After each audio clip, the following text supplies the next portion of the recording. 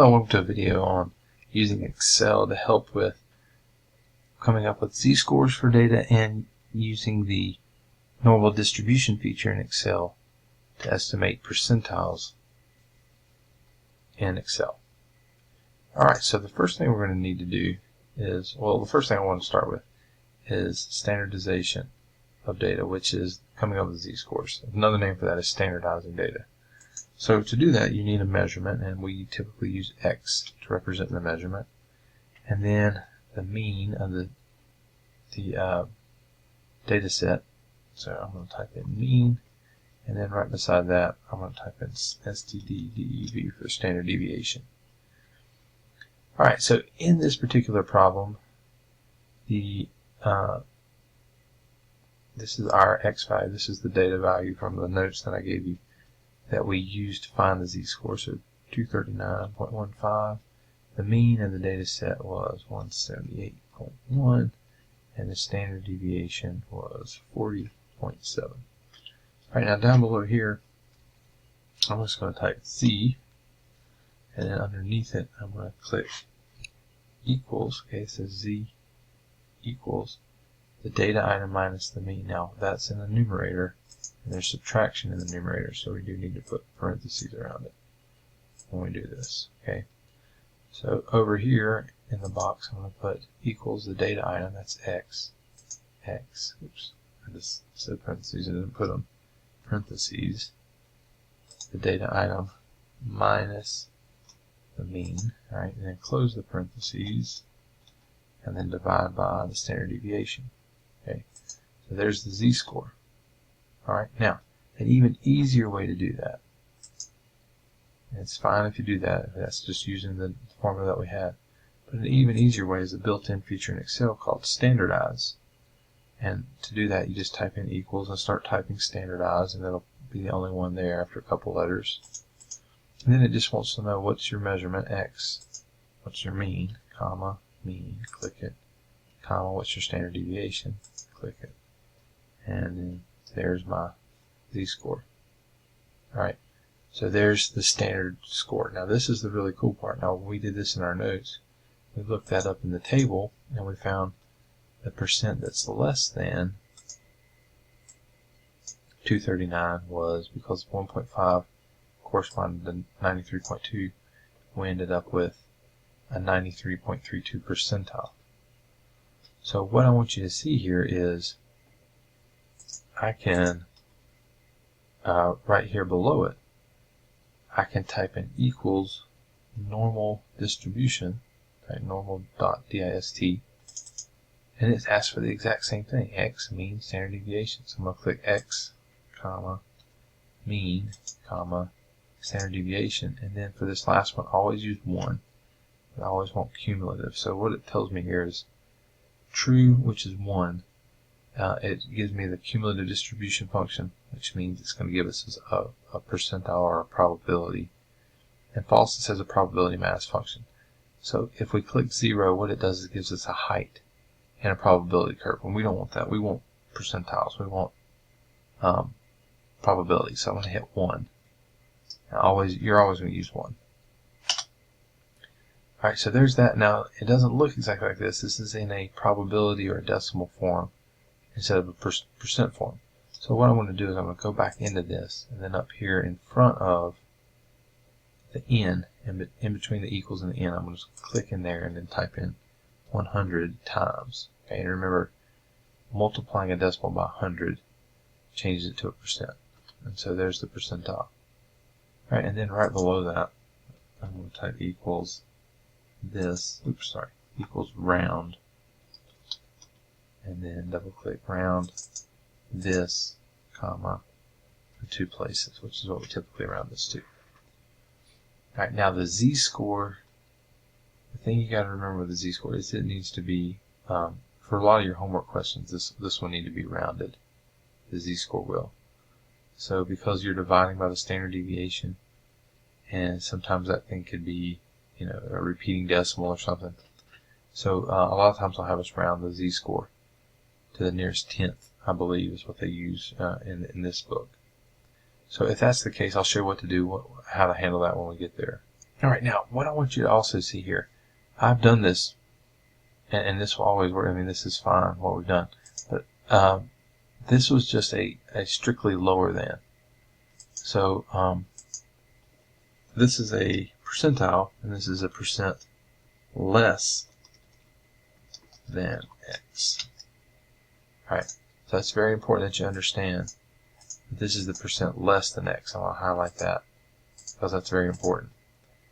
So if I click equals 100 minus this, alright, this is the percent greater than X. Okay, so that might be something that you would want to have in there. You want to have the percent less and the percent greater. Okay, the table that we use right here in the references in the book, the table will only give you less than. So I've already programmed something that's working better than the table because it's giving me greater than also. Alright, now between probabilities, or between percentiles, that involves two data points. So we got a 37.4 and an 80.6. So what I'm going to do here is I'm going to copy all of this to here.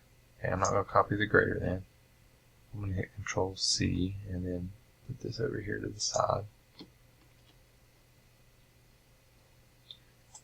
And down here below it, I'm going to do a percent between.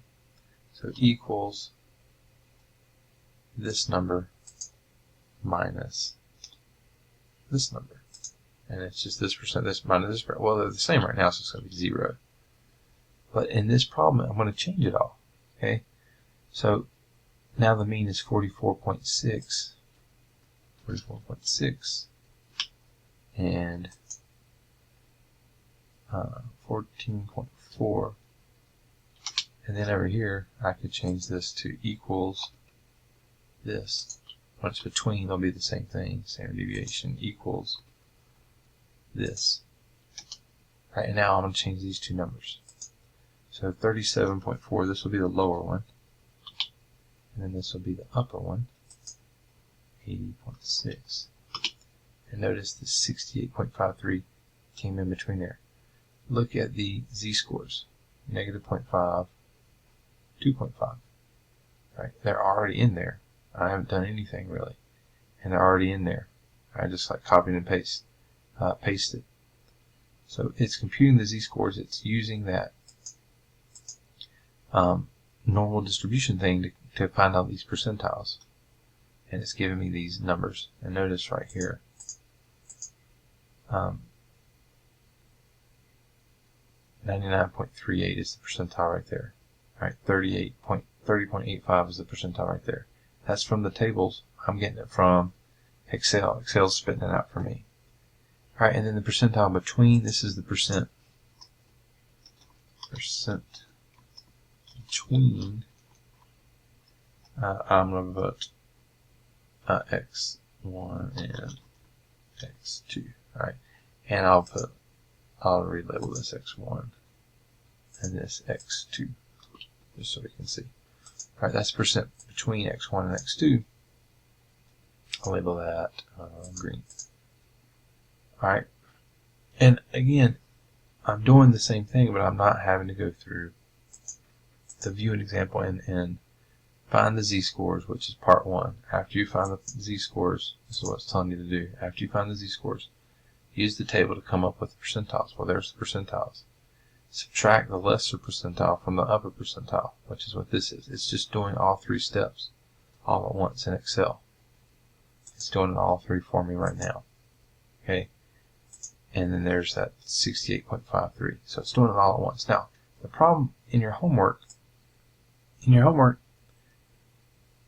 the problems that they give you, remember these things a lot of times are completely randomized with how they come in. And because of that, let me show you what happens here. If I pick, alright, between, there's between.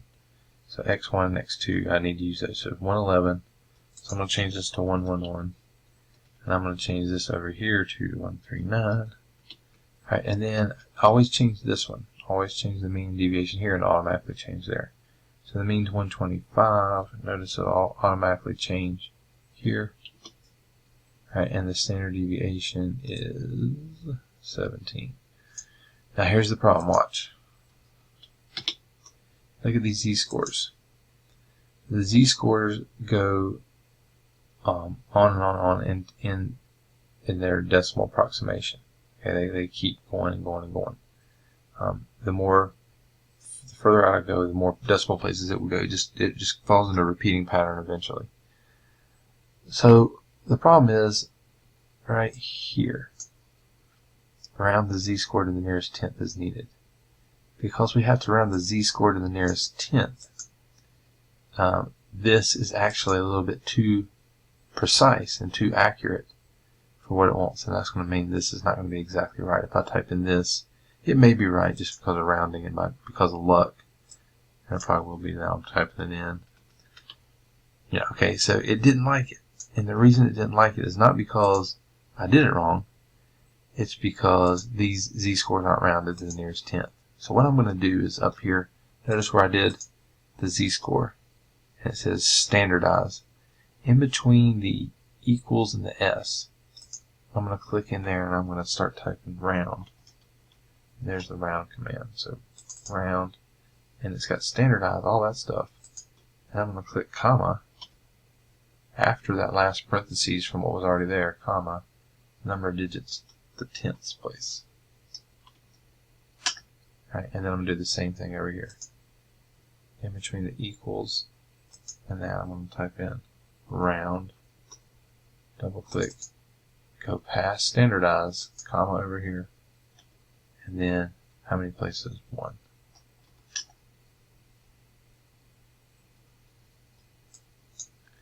Alright, and now because I've done that, oops, it didn't matter. There's the z-scores. But, yeah, I had to do it right here. It's this percentiles. These are the ones that it's not liking. It's not liking this stuff. These z-scores don't go into this because we completely use these up here. So what I'm going to do is, when it has the normal distribution, I clicked A2. I'm going to actually use this z-score in place of that. So what I have to do is, right here in this formula, I'm going to highlight this cell. I'll delete all that stuff. It wants to know X. Well, I'm going to click the z-score. And then comma, the mean of the z values. If you remember from your notes, the mean of a z-score is 0. But this is something we didn't know, and this is something that you'll just need to know for Excel. The standard deviation is going to be 1. And then for cumulative, just remember always use 1 there. And notice this 20.51 is slightly different now because we use a rounded z-score rather than all those decimal places that we're using for this. So right here, click in there. We're going to replace all that stuff. Now when it wants to know X, I'm going to click in the z-score, comma, the mean is 0, standard deviation is 1, cumulative 1. So just click the z-score, 0, 1, 1 after that. All right, and then notice our number changed. It was 58.98.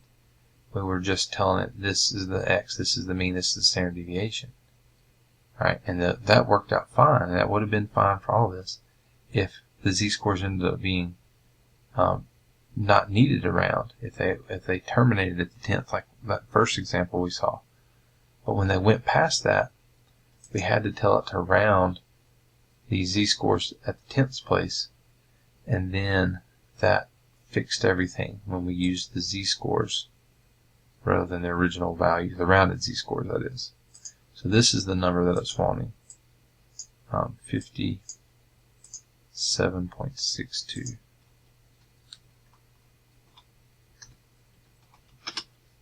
Now it likes it. Okay, rounded z-scores will work. If it's not rounded, it's not going to like it anytime. Okay, so now that we got it fixed, let's try it again. this time the 119 is the lower, the upper is 141. The mean is, notice I can change it here. I always change the one on the left if you follow along. The standard deviation is 14.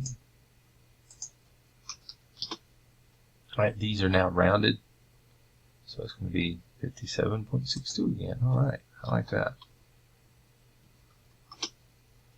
Alright, so anyway, make sure that you round these to the nearest tenth for your homework. The table that it gives us in the book, all the z-scores are rounded to a tenth. So you could round it for a tenth for any purposes, for your homework, for your quizzes, and it's going to be fine. Okay. Now when you're doing the ones in here that have, let's see if this is one. Not that. Let me see. That's one that says something above and below.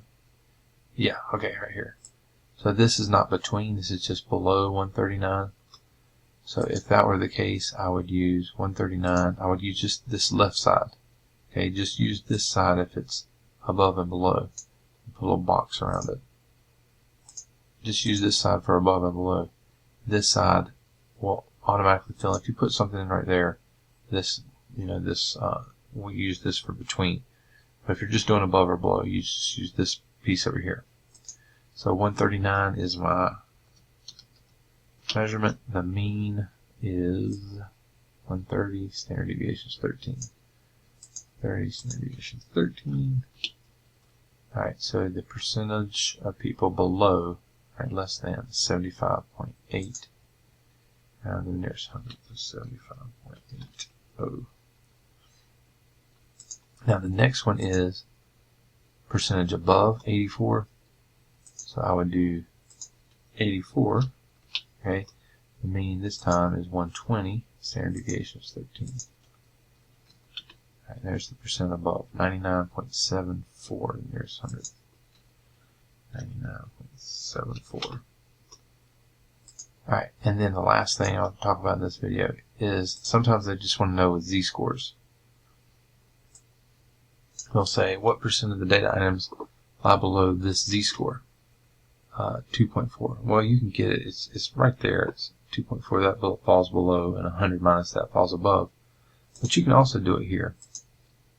If it's z-scores, if that's what your data set is, it's not giving you means and standard deviations, it's just z-scores, then the z-score will go here, 2.4. The mean of the z-scores, remember, is 0, and the standard deviation of the z-scores is 1. Right? So there's 99.18. Just give us in the table. Alright, and it's automatically part B, the z-score that's above, it's automatically given that to me. Greater than X, 0.82%. Alright, so anyway, if it's z-scores, then you will use the two numbers, so 0.4, 2.4, so 0.4. And then up here I would use 2.4. Alright, so there's the percent that lies between 33.64. Alright. But if it's any other data set, if you got any other data set that has a mean and a standard deviation, like this one that we did before, then you would just type in this and this into, remember, type into this one and it'll automatically go into that one.